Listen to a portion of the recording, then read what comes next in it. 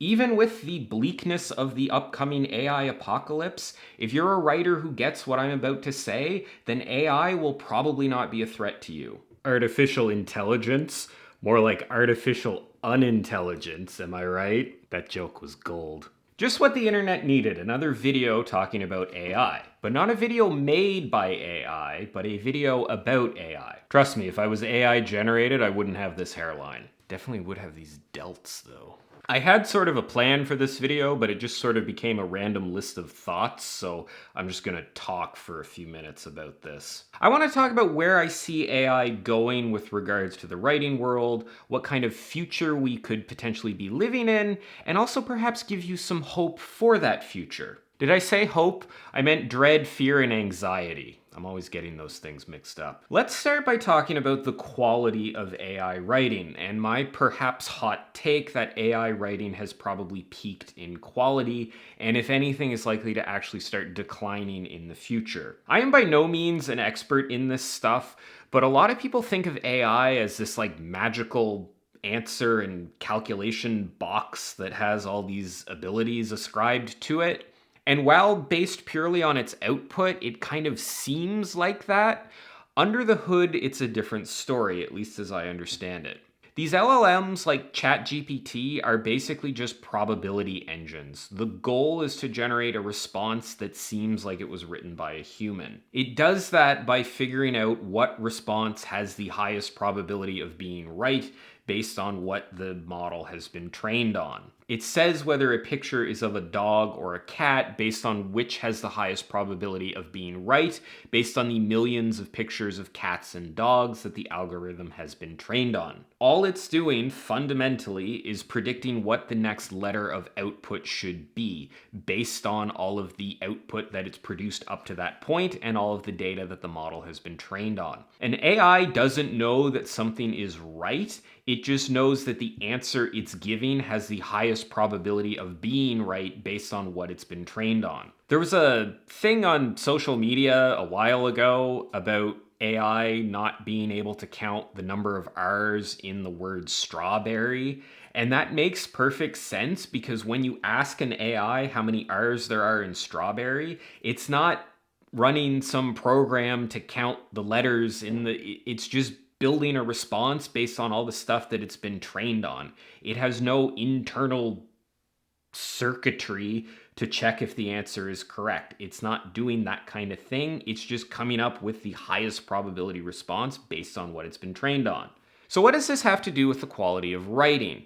Remember that an AI is trained on probability, and the more things that it sees in its training data are more likely to be correct answers because they're occurring more times, so they have a higher probability of being right. Good writing is the scarcest type of writing. The number of good novels out there is a small fraction of the overall number of novels out there. And let's just put aside this whole issue of even assessing what a good novel is in the first place, because that adds a whole other layer of nuance and complexity to this thing. More people have written one novel than have written two novels. More people have spent 100 hours writing a novel than have spent 10,000 hours writing a novel. The pool of writing available in the world to train something like a large language model is biased towards lower skilled, lower quality writing because most writers out there have lower skills and produce lower quality writing. There were probably tens of thousands of novels published in the 20th century. There's maybe a few thousand that are notable and considered to be great novels. This puts LLMs in a tricky situation. You either have a training data set that's big, but mostly just crap, or you have a smaller, higher quality data set, which leads to a less capable model. And it's still biased because you're making the subjective decision of what is a good novel to base your model on. Some human somewhere is still making that decision, or you're basing it off of sale numbers or reviews or something else. The exact information that would be necessary for an LLM to produce good writing is also the hardest information to find. And if there's one thing that we've learned about these LLMs, it's that you need tons and tons of training data in order to get them to produce the kind of response that you want. Then there's also this new issue of AI inbreeding that people are starting to talk about.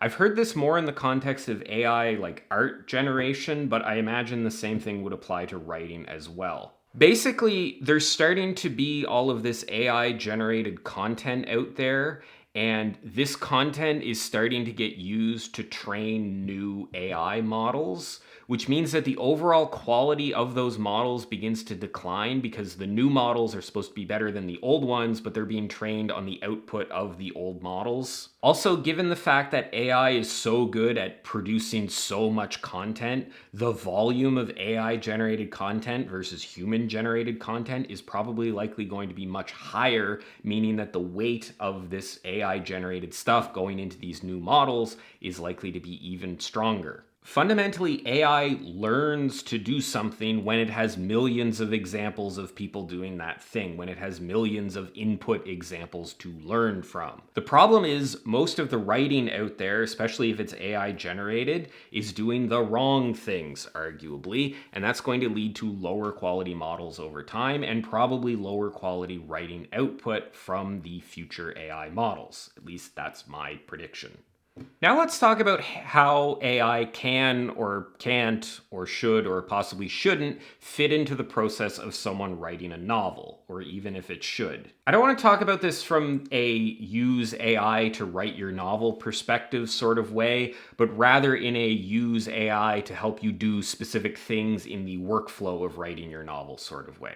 Not having AI do the actual writing for you, but having AI help you do the writing in some way. There's a lot of talk and a lot of speculation about how you can use AI to speed up the writing process, maybe using it to edit or get the skeleton of a novel in place, things like that. Now, I'm limited in what I can say here because I actually have not tried to use AI very much in my writing process, mainly because I ultimately don't think it's that useful of a tool. I think one of the worst things you can do in writing and in almost anything else is find a tool, be interested in that tool, and then try to find uses for that tool. That leads to more wasted effort and inefficiency than anything else.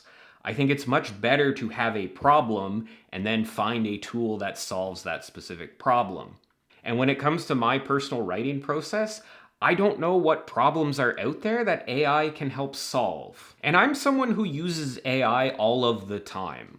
I do a lot of technical work in my day job, and I use AI for a lot of that. So I'm very familiar with what it can do and how you can use it.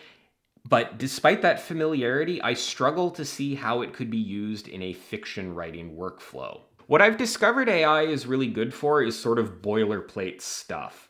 The kind of grunt work that you need to do every time you create something. Like every time you build a web application, you probably need a function to connect to a database or parse some JSON data or something, and AI can really help with that. But at the end of the day, writing a novel just doesn't have a lot of boilerplate to it. And by the time you give an AI a general outline of a scene and have it write out a first draft, and then you have to go back and edit it or change your prompt to get it to change it, I don't know that you've really saved any time, and I don't know that you've produced anything that's better. And is time even the limiting factor for writing good fiction? Are most writers held back because they don't have enough time, or is it something else? One of the benefits of AI-generated writing, theoretically, is that it helps you write novels faster. But writing faster is rarely what holds authors back. If your goal is to sell a lot of books, a well-written novel that's marketed well will outsell a novel that's written faster. Writing more novels is rarely the bottleneck in an author's career. If you're trying to make money from your fiction, the limiting factor is usually not the number of novels you produce, but the number of people who know about your novel. The upside of having 50,000 more people learn about a novel you've already written is way higher than the upside of writing a second novel to sell it to the 200 people who already know about your first novel. You can crank out 50 crappily written AI novels that sell 100 copies each, or you can put good effort into one good novel that actually has legs and maybe sell 50,000 copies of it. Writers get tempted to write more because writing is what they like to do. They don't like to market. They don't like to go out and find new readers. At least a lot of writers don't like to do that. So AI is a draw here because it promises to help you produce more writing. But that is conceptually flawed because if you want to sell more books, you're better off selling the good book that you've already written than writing a second book. Now, a lot of writers don't want to hear this because it means spending most of your time working on things like advertising and marketing, which I can see you cringing right now as I say those words. But if you want to make a better living as a writer, that's where your efforts should be spent, not on producing more and more novels to sell to a small audience. There's nuance here and there's more complexity and there's a whole bunch of stuff that I could get into. But my main point here is that if the main selling point of AI is that it helps you write a novel faster, that's not necessarily a great benefit because writing faster, I don't think, is the limiting factor for most writers. Which brings me to the final point that I want to make today, and I think probably the most hopeful message that I can give you today. Did I say hopeful? I meant dread, anxiety, and fear-inducing. Again, I'm always getting those mixed up. Even with the bleakness of the upcoming AI apocalypse, if you're a writer who gets what I'm about to say, then AI will probably not be a threat to you. There are two things that have always been true and will probably continue to be true forever: the law of supply and demand, and the scarcity of people willing to put in true effort. The harder something is to do, the rarer it is that people are able to do it. If the hard thing that someone is doing is also valuable, then it will be coveted, even if it doesn't have a ton of value. The fact that it requires effort and is scarce means people will value it more. Even just scarcity alone will make people value something more. Do you know why Amazon puts the only 3 remaining thing on product pages? It's because it makes people like 30 or 40% more likely to buy something if they know there's only a few of them left. Same product, same reviews, same price, same person with the same desires and the same amount of money to spend, and they are some significant percentage more likely to buy it if they think there's only a few remaining. Scarcity drives people to value things. A diamond is not super useful, but it takes an incredible amount of effort to find one, and there aren't that many of them out there compared to something like pebbles. I know that the diamond market is artificial. There's a lot of scarcity that's artificial there and everything, but nevertheless, scarcity and difficulty in finding makes something incredibly valuable. Most people are lazy, incredibly lazy, and getting lazier by the day. People who are willing to spend the time, energy, and effort in order to produce something of value are a scarce resource and becoming more and more scarce. The thing about AI-generated writing is it will never be scarce and it is easy to produce. The barriers to producing it are so low that even lazy people can make it.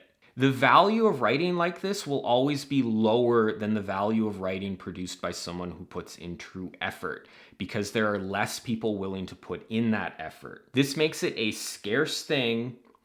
It will continue to be scarce because there's less people willing to put in the effort to produce it, and it will be more valuable because people's brains are naturally wired to covet scarce things. YouTube was recently in the news with a plan to crack down on what they call repetitive, inauthentic content, which basically usually means low effort, usually AI-generated slop. I still don't understand the full thing that they're doing, but it basically will amount to a lot of AI-generated content that's appearing on YouTube is going to be monetized a lot less. They haven't outright said that it's AI-generated content that's affected by this, but they've said inauthentic, low effort, and repetitive content, which, let's face it, that means AI-generated content. They haven't cited this as a reason, but I am nearly 100% certain that this decision is being driven by advertisers who don't want to pay for ads on AI-generated slop.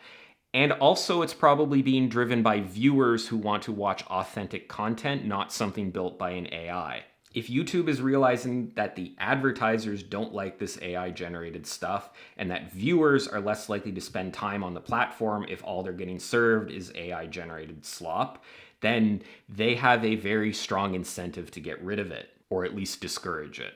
Now, I think this is a great thing for creators who put effort into making original content. If it hurts the creators who make AI-generated BS or have entire channels that are just clips and reuse stuff from other people, I see that as a net positive. This might piss some people off, but I'm going to spend most of my Sunday today shooting and editing original videos, and I should probably get more out of the platform than someone who uses an AI to cut a bunch of clips out of a David Goggins interview and then spam a bunch of uploads of them. If authentic, original, non-AI generated content is scarcer and also providing more value, it makes sense that that would be what people want. This hasn't happened yet in the book world, but I could 100% see Amazon doing a similar thing if AI generated books start causing the same problems on their platform. If AI slop starts bogging down Amazon's book platform, when people stop using their Kindles because the last AI generated trash they read wasn't worth reading, that's bad for Amazon, and I could see them cracking down on this in some way. Now, this creates an important opportunity for writers because your value is correlated with the effort that you put in. Success comes from doing valuable things that few people are willing to do or few people are capable of doing. Fewer and fewer people have the attention span to sit and write a novel. Fewer and fewer people have the will to do the boring work involved in writing one. Fewer and fewer people are willing to stick it out for the long term. AI ultimately, and this idea that you can make a living building AI-generated slop content is really just a fantasy being sold to people who don't want to do the work. The sales pitch of all of these AI models is that they will do the work for you and you don't have to spend any time and you don't have to make any effort and it's passive income and you can get the rewards without putting any of the time in. And that's ultimately just a fantasy. What's missing from this sales pitch is that when everyone has the capability to do these things, what you produce will have no value. If you were the only person in the world who had access to these tools, you would have a major advantage.